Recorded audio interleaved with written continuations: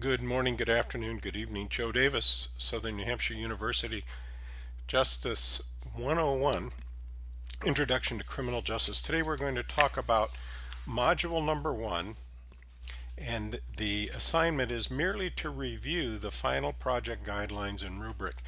I just strongly encourage you to read this document through this week, because once you get a firm understanding of what this is all about and how to do it, it'll flow much easier. The key to this entire project, all 3 milestones in your final paper, is that it's all about you. It's about your career choices, about what you think you might want to do, and now you have the chance to actually research that idea, that job, that profession, that path, and make an informed decision about whether you think you really were doing the right thing, whether you made the right choice. I can share with you my personal experience going way, way back. I wanted to be a Los Angeles County Deputy Sheriff. My family owned a couple of businesses, and my dad had died. And I stayed in the family businesses, told LA County Sheriff no. My wife and I worked in the family businesses for 5 years, and then realized I still wanted to be a police officer, a deputy sheriff. Went to work for Orange County. We moved to paradise from out of LA County, if you will, and had a wonderful career. This may help you avoid taking 5 years of doing something you didn't want to do. Okay? Keep in mind, this is all about you. I've tried to highlight some things. What the assignment is, the final assignment, is a 4 or 5 page paper, or you can do it as a presentation, a PowerPoint. And then it would be maybe 10 or 15 slides. When we come down here to the next paragraph, the highlighted area, it says you're going to utilize the speaker notes section of PowerPoint, and that's where you're going to write your narrative, okay? So you don't get out of writing the narrative. It's just, it'll be reduced perhaps, but in the form of speaker notes. This link right here, we're going to look at part of that where it says presentations. I strongly encourage you that if you in fact are going to do a presentation, you go to that, get the good advice about what should be in it, how many bullet points, all those kinds of things. We will touch on that right at the end, okay? The rest of this just talks about things about the 3 branches of the criminal justice system, which we know are law enforcement, the courts, and corrections, and that's where you're trying to think about your career. What is it that you want to do? The prompt is up there at the top. Please read it, make sure you understand it. Choosing a career within the criminal justice field is a major life-changing decision. Once you complete your degree, you're considered a professional. From this point forward, you'll be evaluated, assessed, and analyzed as a person who is dedicated to a profession where your actions are always going to be scrutinized. 5 years after I had retired, I was still appearing in federal court where I was being sued as a division commander in charge of the county jail system. 5 years later, still going to federal court. So yes, everything you do will be scrutinized. Okay? Tremendous weight and responsibility. If you choose this path, you can read through that and see.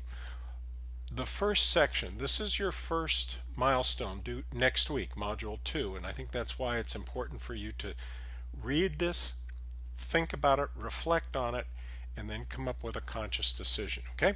So what you're going to have to do, and it's all listed here, I just highlighted it to call it to your attention, you're going to do some discussion about legal research, okay? Not Google research, no.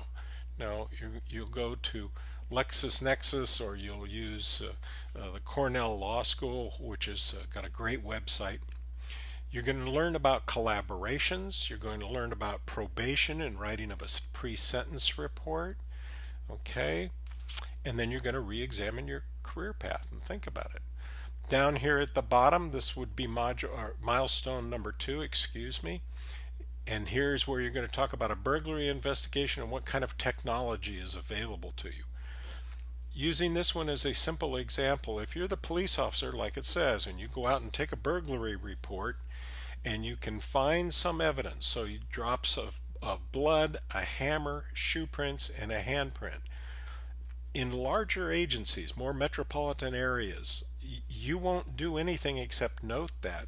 Someone else is going to come out and collect the blood, collect the hammer, do a casting or a photograph, high-def photograph of the shoe prints, and then dust and collect the latent handprint.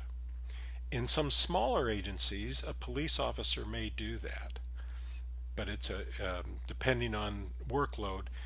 Police officers are paid a great deal with safety retirement compared to forensic scientists. If you think you would enjoy collecting that evidence, then that might be an evidence technician, would be an idea of a career where you have more science perhaps, but you're trained to collect evidence and whatnot. If it were a homicide scene, some of you have written that you want to be in CSI. The staff, the CSI staff that would come out and work that are scientists. Minimally will have bachelor's degrees in science. At the Sheriff's Department here in Orange County, not uncommon at all that they are PhDs in chemistry, physics, biology, on-call anthropologists. So I'm trying to give you the big picture of what you can do in this paper. You can read, learn about this, and see what it is you want to do. I hope that helped a little bit. Prison guard, what can you do about smuggling contraband? What kind of technology is available to you? And I won't give you the examples. That's what you need to go look at and see, because the technology's there. A probation officer, what happens when, how do you keep in touch with probationers? They're going to release nonviolence, very realistic here in the state of California. Thousands and thousands of state prison inmates have been released back into custody or returned to the county jails. So once again, you're going to look at that. Ethical and professional practices. So what professional and ethical standards are, and it gives you a hypothetical there. Okay, someone wants to buy you a sandwich. Further down, what professional and ethical standards in decision making? This is a prison guard whose friend is now in custody. What basic principle of constitutional law must... This is an example of what principles of constitutional law must a police officer follow that a probation officer might not. It may not seem like much of a distinction to you, but a police officer needs probable cause to stop, detain, arrest, search, and seize, needs a warrant, can be fruits of the crime, exigent circumstances, but there are constitutional protections for all of us from an unlawful search by the police. Probation officers have peace officer status, but the probationer maybe has waived those constitutional protections, so that a probation officer, parole agent can knock on the door and say, "Hi, I'd like to search your room," just because I can. All right, so anyway, that gives you an idea of it, and we go through the career paths. Okay, here are the 3 milestones in the final submission, the dates they're due. You can read this and understand. Here are the final product rubrics, critical elements of the rubric is what I meant to say. So when we look at communication, collaboration, does that look familiar? Yes, that's all. Those are all the same critical elements from the rubric for milestone 1. Now we're into technology, we're into the ethical professional standards, and then finally the articulation of your response, how well it was written. I hope that helps you a little bit with the actual guideline and rubric. Okay, I had mentioned that link on the very first page about presentations, and here is that single page document. Once again, a quick read, but certainly well worth it, that you take time to see what it is that should go into a quote-unquote PowerPoint presentation. Okay, templates that are available to you. Each slide should include your key points. All right, you don't want to write text. I understand I'm giving you this rubric because all I'm trying to do is point out the highlights. I'm not trying to explain everything to you. And if you come down here to making PowerPoint slides, there's a whole PowerPoint presentation on how to present PowerPoint slides. If you don't have Microsoft PowerPoint, you can visit this link right here at openoffice.org, and you can get access to an OpenOffice version free of charge for PowerPoint. I hope this helps. It's just a brief overview. Please take the time to review this so that you have a firm understanding It's your career. This is one of the few classes where it isn't something you're going to learn because you have a test. This is for you, okay, to help you figure out what in the world you want to do with the rest of your life.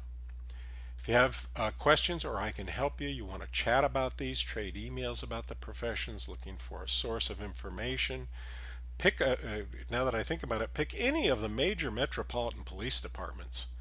Los Angeles Police, Los Angeles Sheriff, New York City Police, Baltimore, Minneapolis, it doesn't make any difference. Go to their website and look for employment opportunities. And what you may find is, no, they're not hiring a forensic scientist or whatever it is you think you may want to do. But you can read about what the job description is, okay? Let me know if I can help you, and keep those cards and letters coming.